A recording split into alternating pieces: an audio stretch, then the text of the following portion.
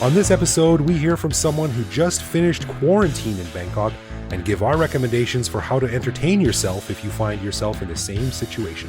So if you're coming back to Thailand during the COVID era and think you might have to spend some time in a lonely hotel room, you'll love this episode of the Bangkok Podcast.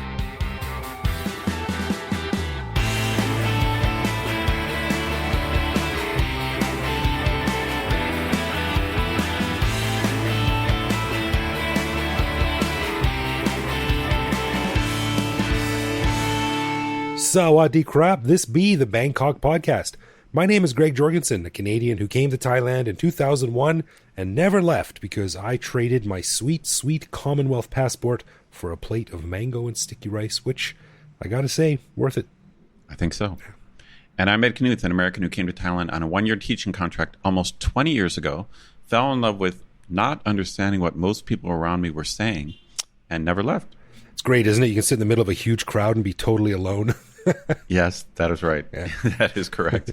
All right. We want to say a quick thank you to one of our patrons, Nicholas Harrison, who supports us at the show shout out level.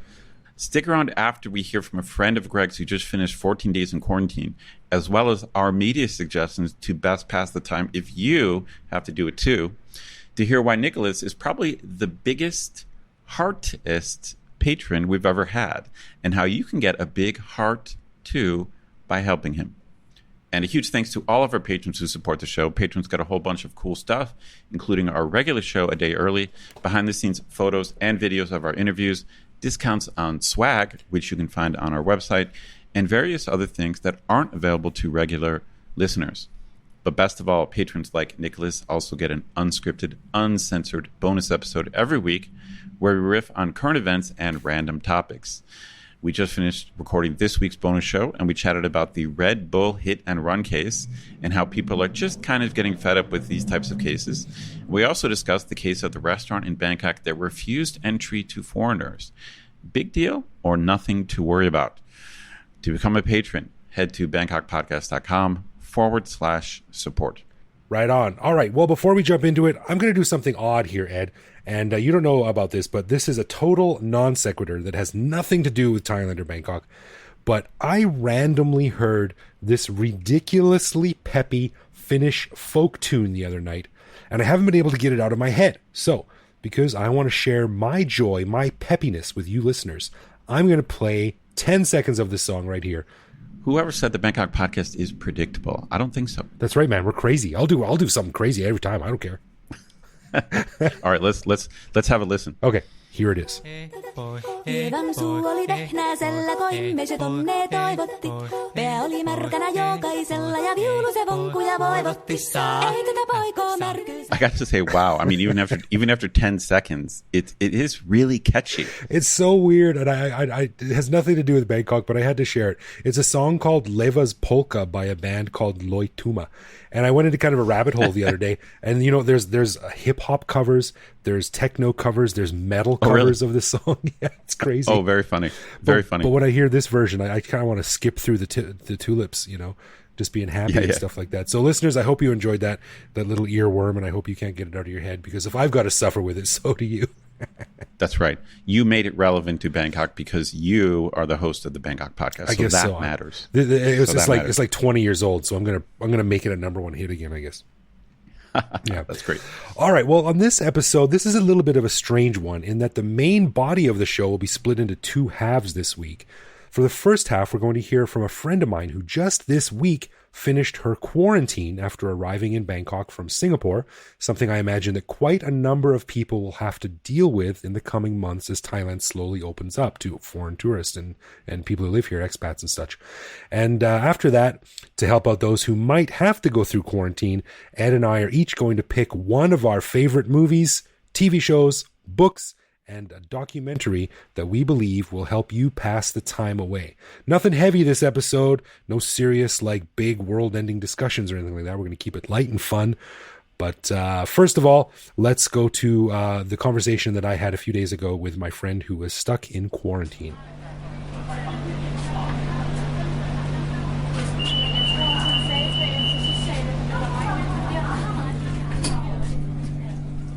All right, well, it's something a bit special this week, considering the strange and weird times we are living in. I thought it would be very, very interesting to get a first-hand account of what I imagine a lot of people are going to have to go through over the next few months. Please, God, let it only be a few months. But that is the quarantine process when overseas people, expats, or even Thais, I guess, come back to Thailand. Now, I'm chatting online with my friend Yining, who just arrived from Singapore, and she is almost finished her 14-day quarantine. Yining, welcome to the Bangkok podcast. Hi, Greg. Good to be here. Are you doing okay in your lonely hotel room? Not too bad. I have about 3 days left, so I'm pretty much through it now. It hasn't been as bad as expected, I guess. Been trying to find lots of things to keep my keep my time, occupied. I was very worried about the 4-day weekend that we had that just passed, but it actually passed way more quickly than I expected. Well, that's the case of every 4-day weekend, isn't it? That's true. That's very true. Yeah. Quarantine or not. Yeah. I would prefer to have a room that has windows that can open, so that would have been great. But I think at least with the Thailand situation, the hotel allows me to go out to the gym once I've tested negative for my COVID test. Okay. So that really helps. All right. Well, at least not treating you like a total animal. That's good, I guess. Just a little bit. So walk us through the process then. You were in Singapore and you've lived in Thailand for several years now, and you work here and you live here. But you were in Singapore when all this crap went down and you had to come back. So can you walk us through the process? What did you have to do and what was it like? Yeah. So I was in Singapore. I was actually in Bangkok still when the pandemic hit and Bangkok went under lockdown, and I made the choice to go back to Singapore because that's where my family lives. And that was before Singapore got the worst of it at the time. So it felt, I guess, a little bit safer. So I was back there, and then I had the arrangement with my employers that I'll come back around May, maybe June. But what we didn't expect was that Thailand would kind of have that airport ban for so long, and it kept extending. And even when they did open up to foreigners, non-Thais with work permits or spouses, non-Thais with Thai spouses, it was really a very, very difficult process. It was actually quite onerous. I had to get all these documentation in place. I had to have insurance that covered more than US 100,000 for COVID, and the insurance had to specifically say that it covers COVID. Like, it had to be in some sort of policy document or certification. I had to have a letter from my employer. I had to have a COVID test done to say that I was negative 72 hours before flying. And that's something that foreigners have to do that Thais don't have to do. Really? And I have to, yeah. Because obviously the virus doesn't infect Thai people, only foreigners. No, yeah, only foreigners. And I had to book my alternative state quarantine. I wasn't allowed to get into state quarantine, and they were all quite expensive. So it was quite a difficult process coming back in, but I made it. All right. Can you tell us about the testing? Like what kind of testing was it? A blood test, a saliva test, the dreaded thing in the nose test? Oh yeah. So they specified they needed the PCR test, which is the DNA swab test, and it is indeed the dreaded testing in the nose where it goes all the way up and it feels like it goes up to your brain. Oh yeah. That was not fun. I've done it 3 times now. Oh, it's the worst thing ever. Yeah, it's really bad. So they were very specific in that it had to be that test. And it was actually quite a worrying process in Singapore, because I'm not sure about other countries, but in Singapore, you are not allowed to get the test unless you have symptoms. So for the people who are on my flight, who were put on the repatriation flight back, the non-Thais, we were all really worried because we didn't know where to get the test. And when we asked the embassy, where should we get the test, they just basically gave us a shrug emoji, like, not sure, don't care, just do it.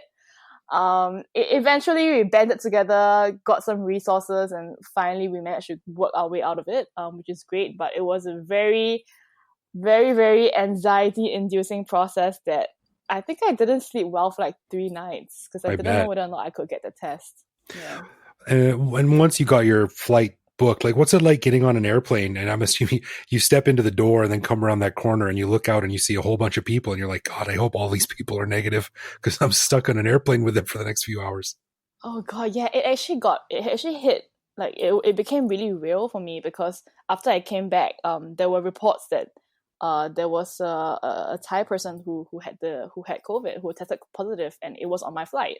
Oh. So in my mind, I was like, oh no, wow, like there was someone who was on my flight within, like in my proximity that had the disease. So it became really real. Your mind, like, who did I talk to? Did I talk to anyone? Did anyone cough on me? Yeah. But that was only in hindsight because on the flight itself, it didn't feel too bad actually because it wasn't a full flight. There were seats between people, so one seat in between. Right. There were no meals, so you're just given a pre-packed like bag of food, nuts and stuff.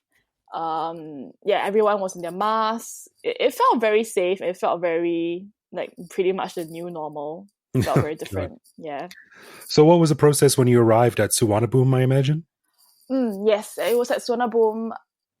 It was as chaotic as you would expect, I guess. We came in, I made sure to have all my papers ready.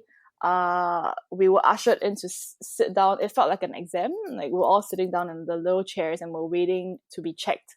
And it was very funny because there were lots of people just standing around and they were in their shields and their PPE. And I would go through different people and different people would tell me that different documents were needed. So they were like, oh, you don't need this insurance thing, keep it. And so I'll keep it. And then the next person will be like, oh, where's your insurance thing? I'm like, okay, it's here. And then the last person told me that I needed the T8 form, which the embassy didn't tell me about. Yeah, but the good thing was I had it with me. So it was really chaotic. There were different instructions. People were saying different things. Classic. Yeah, very classic. And then the people who were going to the alternative state quarantine had a little tag. So we were all kind of herded together like sheep and brought out with people with name tags kind of shouting your name. My name was spelled wrongly as usual. But that's just my life. I'm down with that. So then I got into the car and then quarantine and then I spoke to the nurse when I came here before I checked in and then here I am. You're in a hotel out by the airport. Yeah, I am. And do you have to pay for that? Yeah, I do. Oh my God, how much? This was one of the cheaper options. It was 42,000 baht. Wow. That's I mean, it's not crazy expensive, but it's also not nothing. That's a fair chunk of money. Yeah. I mean, if you think about it, it's 15 days and you have 3 meals. So it is, if you divide it up, it is decent, but yeah, it just feels like it's a lot of money because it feels so unnecessary. Right. Like I could be home. I'm still paying rent, Oh yeah, so, right. Yeah. The most important question though is what if you ordered like a PlayStation from Lazada or something? Could that be delivered to your hotel room? I think so. I think you can. And I've seen kind of in other like Facebook groups, I've seen other people talking about their quarantine, and I think there are some people who are in really fancy rooms, and I think Antara actually provides a PlayStation. What? Which is I know, but I don't know how much people pay. Maybe 100K, but yeah. I'm telling you, any parent out there listening right now of a young kid, I'm thinking like you're looking at 2 weeks by yourself in a room with a PlayStation and the internet. I mean, that sounds pretty good, if you take away the COVID part. Yeah, I mean, there are certain, I guess, perks. When I went back to Singapore, I also was in quarantine, so I've been in quarantine twice. Oh man. And the hotel that I was in Singapore, the food was so good. Every day I was looking forward to every single meal. It wasn't too bad. So do you have to have a test every day in quarantine or every few days? It's on the 3rd day and on the 13th day, I guess, or the 12th day. So after the 3rd day, that's only after I get the negative result, then I can go to the gym. Okay. I think that's why they do it on the 3rd day, because I don't see why they would have to do it twice. I guess so. Yeah, okay, that makes sense. But they got to be safe. Yeah.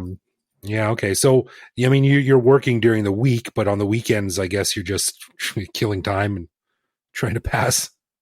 Yeah. Yeah. It hasn't been too bad, honestly. I haven't felt like I've been wasting time. I try to be quite productive. Reading a lot, kind of consuming lots of content, started a digital marketing class. Oh, nice. Yeah. Talking to All people. Right. So when this ends in a couple of days for you, then what? Is it just like, thanks, bye, and off you go? Or is there any follow-up from the authorities? Yeah, that's a good question. I'm not sure. I guess you'll find out. Yeah, because I've had to fill in a few forms, and because my visa is expiring as well. So in the renewal process, they asked me where I've been put up for the ASQ. So I'm not sure how they're gonna track me. But I mean, I'm not gonna think about it. For me, I'm just like, yeah, bye, out of here. Yeah, I think this being Thailand, if they want to track you, they're going to track you. I think they'll know where you are. Yeah. I mean, it's you sound okay and it's healthy, and it sounds like you're not going crazy there, so that's good. Thankfully, modern lifestyle can give us the conveniences and the distractions that we need to pass 2 weeks in a hotel room by ourselves. Yeah, I can see why people would go stir crazy, because you're just in one room. You can't leave. And if you spend all day looking at a computer, that's not good as well for your eyes. Right. I can see why people are. Yeah. Yeah. Well, you're almost done. And freedom. What's the first thing you're going to do when you get out?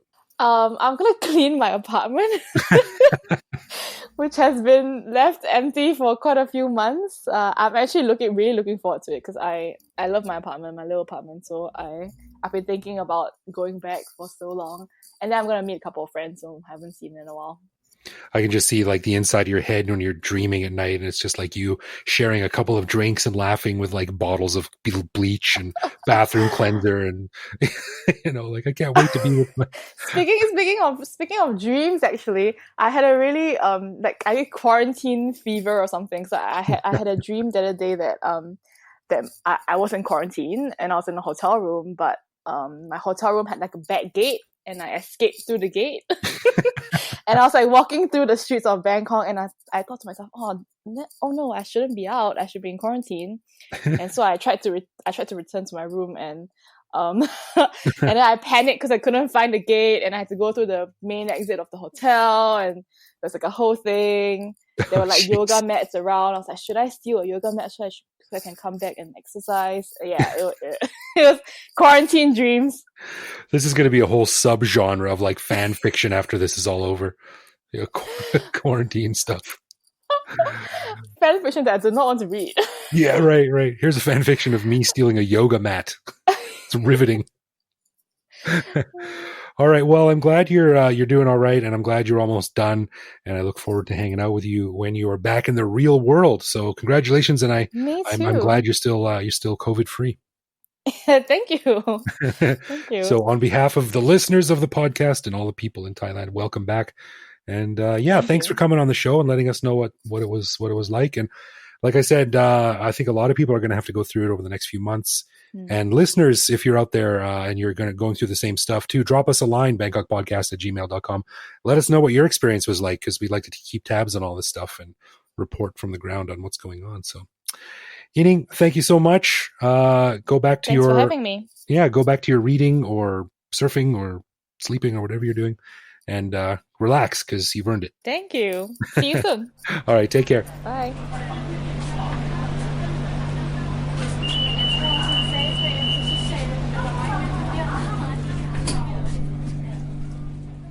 Wow. I mean, that is a difficult obstacle course to run, just to come back to Thailand and start working your job.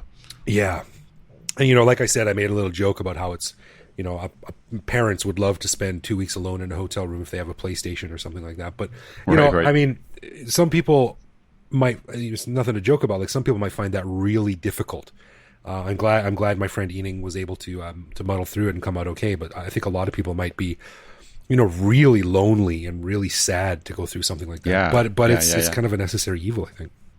Yeah, for sure. I think it's a good policy.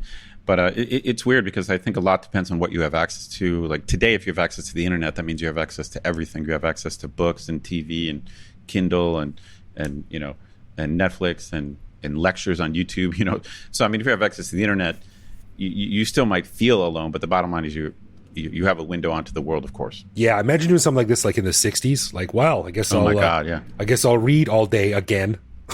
Right.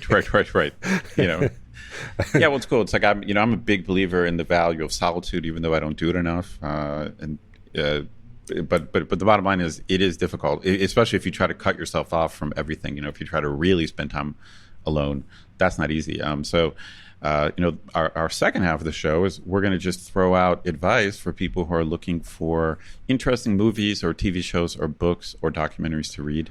Of course, you don't have to be stuck in quarantine. It could just be if you're still on lockdown or partial lockdown. Yeah, these are Bangkok Podcast certified fresh or whatever it is. Recommendations by Ed and I, and we each picked a movie, a TV show, a book, and a documentary that we love. And if you happen to be in quarantine, this might help you muddle through it. If you're not, well, you'll still probably enjoy it because we think they're awesome too. So Ed, you want to go first with a movie that you recommend people watch? Sure. I just want to say this. My initial plan was I was thinking, all right, I'm going to think of 4 things that teach something cool about Thailand or Thai history or Thai culture. So I'm going to have some documentary about Thailand and some TV show. Right. But I failed miserably. I just don't have that. So just to clarify with our audience, like these are just things that Greg and I really personally like a lot. Yeah. So they don't really. Actually, one of my things has something to do with Buddhism, but in general, these are just broad, out of the sky recommendations. True that. All right, you go first. Okay, so you want a movie? I'm going to recommend an old movie from 1972 called Harold and Maude. Now, my friends and students will be grimacing right now because they've heard enough about this movie. It's personally probably my favorite movie of all time, although sometimes I do have doubt on that because there's so many movies I love. But it's just a weird movie. I just love the movie because it's a really dark comedy, and it's kind of a product, I think, of the counterculture, and it's just a unique film. Right, I've never seen it. I don't know. You've never seen Harold and Maude? No. Yeah, it's such an oddball film, and I enjoy showing it to my students in my American film class. It's just weird and different and quirky, and I've really never seen anything like it. So I don't want to tell you too much about it, but I would recommend finding one way or the other Harold and Maude, M-A-U-D-E. From 1972. I've definitely heard about it a lot, and it's obviously a classic, but I'll add that to my miles-long list of things I haven't seen yet. Yeah, check it out. All right, my movie is from 1962, and I also have a ton of movies that I could recommend. My old favorites, like Die Hard or Aliens or something like that. But this one is a bit deeper, and this is actually one of my favorite movies that I was very not excited to see when I first saw it as a teenager, but absolutely fell in love with it, and that's Lawrence of Arabia. Oh yeah, I love it, man. It's funny. There's certain movies I try to watch at least every 10 years, and that's on my list. But to be honest, I don't think I've watched it in probably 15 years. Yeah. But it's one of those movies you should rewatch because it's just beautiful. It's a gorgeous old school movie, just beautiful cinematography, filmed in ultra widescreen. It's got that sweeping epic score that was done by a real orchestra. And Peter O'Toole as Lawrence of Arabia, he's just absolutely magnetic. He's got a movie star quality that you rarely see these days, and it's understandable why he shot to stardom. And it's just a really long, epic, based on a true story movie that it's just beautiful, beautiful, beautiful. Yeah. And I went to see it in actually the old Scala Theater, which just recently shut down. Oh wow! Yeah, I should have done that. Yeah, well, I was going to go and see it on Father's Day about 3 years ago. I think I mentioned this before on the show. And the morning I was going to go and see it, my son vomited all over the living room floor. and my wife was like, you can still go and see the movie if you want to. Which, if you're married, that's code for you better not leave me alone with this sick kid all day. Sounds like you read the situation correctly. Yeah, so I never saw it in the theater, but I came home and watched it. It's a gorgeous one. Cool. Very cool. All right, what about a TV show? You got a favorite you can recommend people to watch? I will recommend a TV show, and this is certainly no secret at all, but it is a little bit old. It is the famous Baltimore inner city cop drama, The Wire. So of all the great series, and again, it's just like movies. I don't know how you can pick just one. There's so many series I love, and a lot of them just in the last few years. But I think my all-time favorite is The Wire, which I think started in maybe 2002, 2003, so it's a little bit old now. It's kind of like, to me, there was like this Sopranos era, and then to me, it blended into The Wire. So I'm a huge Sopranos fan. I love it. But I just think The Wire is the best American television series of all time. So I recommend it to everyone, but it's something that I recommend to my students because I think you can learn a lot about American culture from that series. Unfortunately, it's 5 seasons and it's so long, it's like I can't really use it in class. Yeah, if only you had 14 days to kill with nothing else to do, you might be able to get through it all. That's right, The Wire. It is an incredible show, and considered by many to be the best American television show ever made. Yeah, if you were watching it and you turned to me and said, none of these people are actors; they're real people, I probably would have bought it, even though it's not true. Right. Yeah, I think the characterization and the acting is just absolutely top notch. Yeah. It's got other strengths too, but if I had to single out one or two things, it would be that. Right. Just the characters became so real to me. I feel like I know them. Right. Well, my TV recommendation is actually a brand new one, or relatively new, and this will add a little bit of laughter into your situation if you're stuck in quarantine. And that's a new show called Norseman. Have you heard of this one?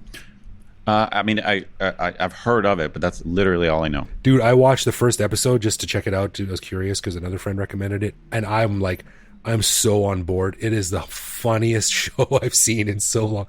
Imagine if Monty Python did Game of Thrones.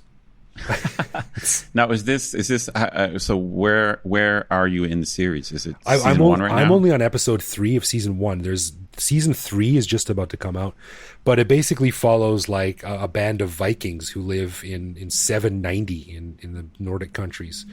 And it's interesting because it's filmed in Norway. It's filmed in Norwegian. So every scene they film is filmed in the Norwegian language first, and then they film it again in English. Wow. So they double it up for 2 different markets, and it's so funny. It's incredibly violent. But there's like this slave that these Vikings bring back from somewhere, and he's like, he doesn't really get that he's a slave, and he's like complaining about the water service on the boat on the trip over. It's just got the most brilliantly written characters. Very, very funny. Definitely worth checking out. Wow, I have heard of it, but I have never heard you talk about it so fervently. So I want to check it out. Yeah, it's definitely worth your time. All right, let's head on to a book. All right, I got a book. This book is, I guess, tangentially related to Thai culture. It's a book called Why Buddhism is True. And it's the author's name is Robert Wright, and it's from a few years ago in 2017. Now, the book is really about how Buddhism is supported by modern psychology. So it's like the basic premise is that he's kind of showing that a lot of very old ideas that the Buddha had have now been confirmed by science. But the title makes the book sound a little more obnoxious than it really is. Like, the title says Why Buddhism is True. So it sounds like it's a book about religion saying that Buddhism is right and every other religion is wrong. But that's not the book, really. The book is really kind of, in a way, it's a good book if you just want to learn about Buddhism, because he's explaining it in Western psychological terms.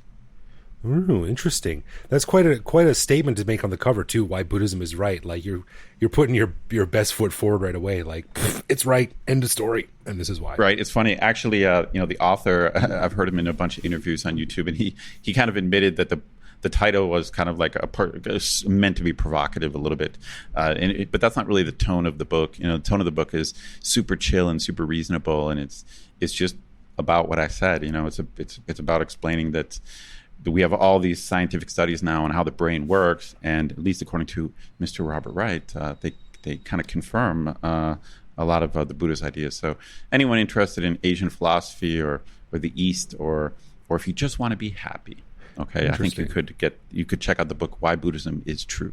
I'll have to get to that after I finish reading Dune and getting through the Jim Butcher magical detective series. Anyway, I'm going to cheat a little bit and really quickly mention one book that's not my main choice, but I think you'll agree with me, Ed. A History of Thailand by Chris Baker and Pasuk Pongpachit is a classic, considered a must read about the history of Thailand from the Stone Age up to the modern times. So you got to get that. But my choice for a great entertaining read is actually a book that I try to read every couple of years, and that is Snow Crash by Neil Stephenson.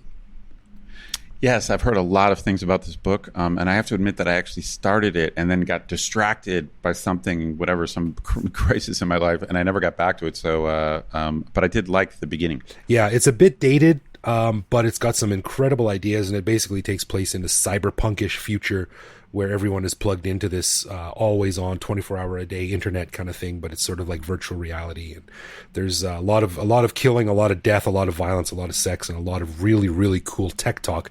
And the author, Neil Stephenson, is considered sort of like one of the great sort of scientific futurist thinkers of our time. By many people. So it's a great entertaining book, and I am praying for the day that it is made into a very good movie. It's sort of been in development hell for a few decades, but I think it came out in like 1996 or something like that. But I love it, and it's written really, really interestingly. So yeah, if you're into sci-fi or fantasy, definitely worth checking out. Yeah, love it.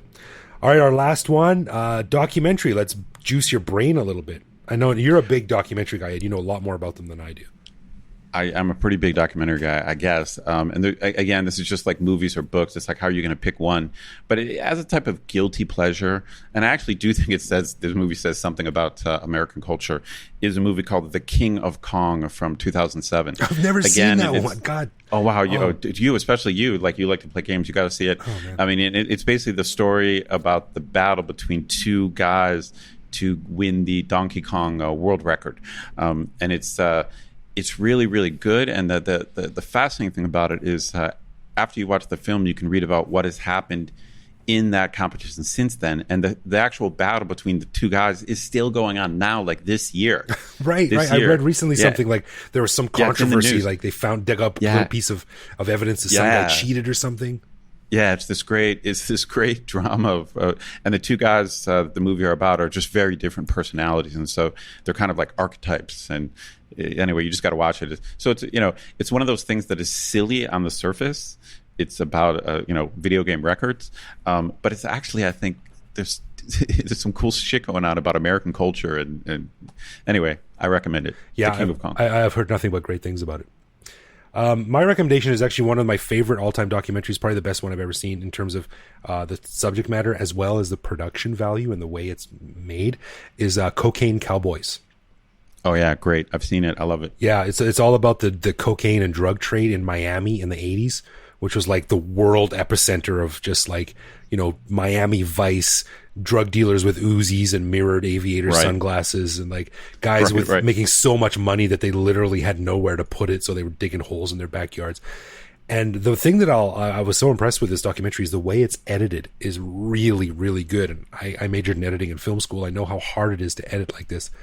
It's an extremely well-told tale, and they've got the people that were involved in all these crazy drug deals and stuff, and it's an insane story and an insane peek into this crazy city in the 80s. It was just overflowing with drugs. Super entertaining. Yeah, I agree 100%. And oddly, it also says something also about American culture. So I recommend this movie to my students. Okay, if any of my students are listening, Cocaine Cowboys, it's your homework. There's a lot of drug dealers in the stuff you recommend to your students. Yeah, well, American culture, what can I say? All right, that's our recommendations for if you're stuck in quarantine, or hey, even if you just want some good recommendations from me and Ed about what kind of stuff we like. So if you agree or disagree, let us know. Send us an email, and we hope you don't have to be in quarantine, but if you are, we hope it goes as smoothly as possible. That's right. It could be worse. It could be worse, yeah. All right, let's get into some love, loathe, or live with, where one of us picks a particular aspect of life in Bangkok, which we then discuss and decide if it's something we love about living here, loathe about living here, or have come to accept as something that we just have to learn to live with, no matter how we feel about it. This week it is my turn, Ed. All right, go for it, man. What do you got for me? Now, how many times has this happened to you? You want to go somewhere, oh, this new restaurant or this new thing or whatever. I'm going to check out on the website and find out how to get there. So you go to the website, you click the About Us tab, and you scroll down for a map. And it's not a Google map or an Apple map. It's a hand-drawn map. Yeah. Do you appreciate the artistic sort of influence here or what? Yeah, I know exactly what you're talking about. This certainly cannot be a love, I suppose, unless all these people were actually these great, brilliant artists. I would say this. I'm gonna have to modify it a little bit because I know what you're talking about with the hand-drawn maps. I would say either hand-drawn or self-made. Like they went into Photoshop, but they're not actually experts in Photoshop. Oh, right, right. It's like made in MS Paint or something like that. Yeah, right. That's something. Yeah. It's kind of odd, especially in this day and age when it's very easy to embed a Google map. It's like right. That's it's the simplest thing to do, and it's kind of a universal thing. Those maps, a lot of like sometimes they're only in Thai. Or sometimes they're like wildly out of proportion. Right. Sometimes they just leave out major things that would allow you to orient yourself. So I would say it's certainly not a love. I don't know if it's bothered me enough to call it a loathe, because usually what I end up having to do is just type the thing into Google Maps. Yeah, fair enough. So there's because there is a solution to this. I guess I'm gonna have to go with live with. Really? Okay, interesting. I'm going to have to go hard loathe on this. I mean, I guess I appreciate the gumption that it takes for someone to be like, I'm going to draw my own map, but there's absolutely no consistency from one website to the next. You're right. Sometimes the scales are way off and you think like, oh, it's just on this corner, but it's actually like 900 meters down the soy. Yeah, that's right. There's sometimes no direction, so you don't know what's north or west or east or south. It's most often in Thai, which, that's not their fault. That's our fault that we can't read Thai, but still. And it's just like, dude, put a Google map in there. You can zoom in and out. Yeah. It's got local landmarks. It's got GPS coordinates. You can send it to your phone. Like, come on. It's funny. I wonder if this bothers you more than me because you have a blog. You've done some web design. You're in the communications field. Maybe that's why it bothers you more. And also, I drive. I drive too, so I need to know this stuff. Right. Well, it just made me think of this. My brother-in-law, relatively new brother-in-law, he does human interface design, like mostly in software. Wow. And so when last time I was home and I was with him, we went to the ATM, and when we got back in the car, he was criticizing the interface on the ATM and how clunky it was and how they could have got rid of like 2 button presses, just because it's like his world. So he's very sensitive to, interfaces. Interesting. And you're a map guy. Like, you've actually kind of made your own map or mapped the Bangkok transit system. You know that we have this great resource in Google Maps, right? Right. Yeah. And it's so easy. Just like, here's the code for this map, copy, paste. Boom. Right. Like, come on. No, we'd rather see your auntie's scribblings. That's right. Turn left at Joe's noodle stand. Oh, God. All right. So I guess we got a hard loathe from Greg, and I'll just have to go with a live with. I'm a little bit more easygoing about this kind of stuff. But okay. So as we mentioned at the beginning of the show, we'd like to say thank you to Nicholas Harrison for lending us his support at the show shout-out level. Greg, what did you find out about Nicholas? Well, as it turns out, Nicholas is from 2 places that are near and dear to my heart. He's from a place in Canada called Salmon Arm. You ever heard of that place? I have not. I'm sorry. Salmon Arm. Canada has a lot of weird places, but Salmon Arm gets its name not from freak show fish with arms, Ed, but from the Shuswap Lake, on which it sits. Now, you see, okay. The Shuswap Lake has 4 arms, one of which is named for the plentiful salmon that used to live there, hence Salmon Arm. See? Makes sense. I see. But he's from there. But Nicholas lives in Victoria, where I lived for several years during my wayward youth. And he just graduated from university there, and he's getting his real estate license to, and I quote, in hopes of one day making enough money as an agent so that I can afford to spend all my holidays milling about Koh Chang, enjoying the beach, and Mae Hong Son eating khao soi and enjoying the scenery. Those are his 2 favorite spots in Thailand. Good choices. A man after our own heart. Yeah, no doubt. But check this out about Nicholas. He's been to Thailand 3 times, and he studied Thai culture and history at Mahidol University, which is awesome. But he also spent a lot of time up in Mae Hong Son province, which is where our previous guest, Florian, built his house, right? In That's Mae Hong right. Son province. Very cool. One of the most beautiful provinces in Thailand. In a village called Nai Soi, where he taught Burmese refugees at a school called the Karenni Social Development Center.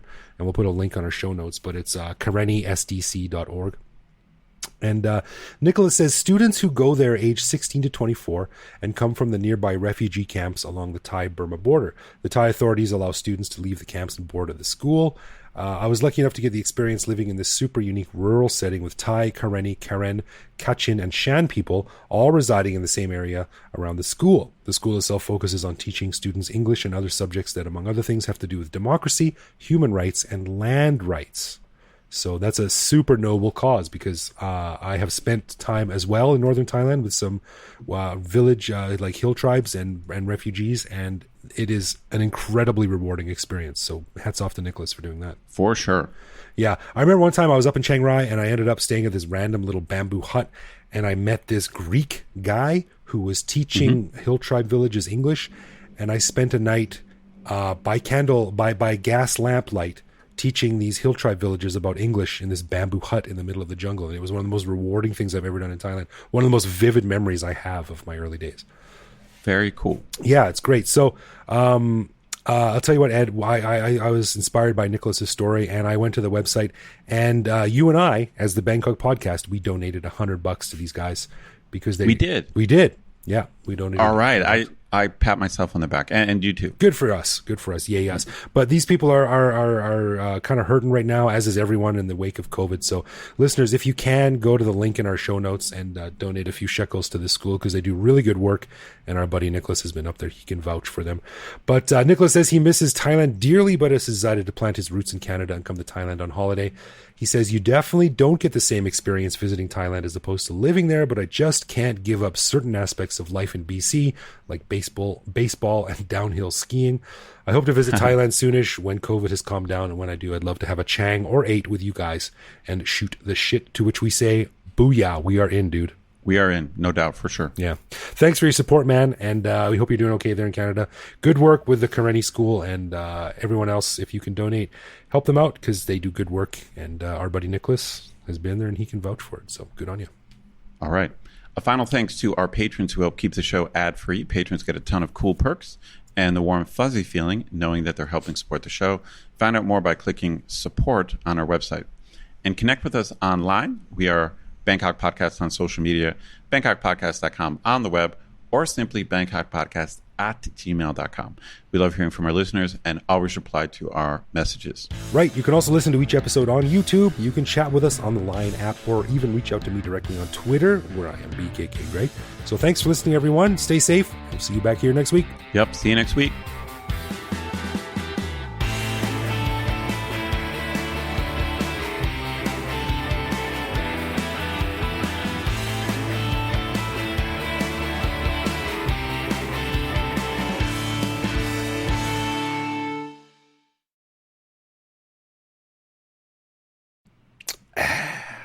Let me sip a little sip of my rum and coke. Captain Morgan Dark Rum, if in case they want to sponsor me by sending me a case of this stuff. Funny. I've got my buddy in Phnom Penh. He's really into Captain Morgan's. I dig it. It's good stuff. Not as good as the old Sang Som, but it'll do. Okay.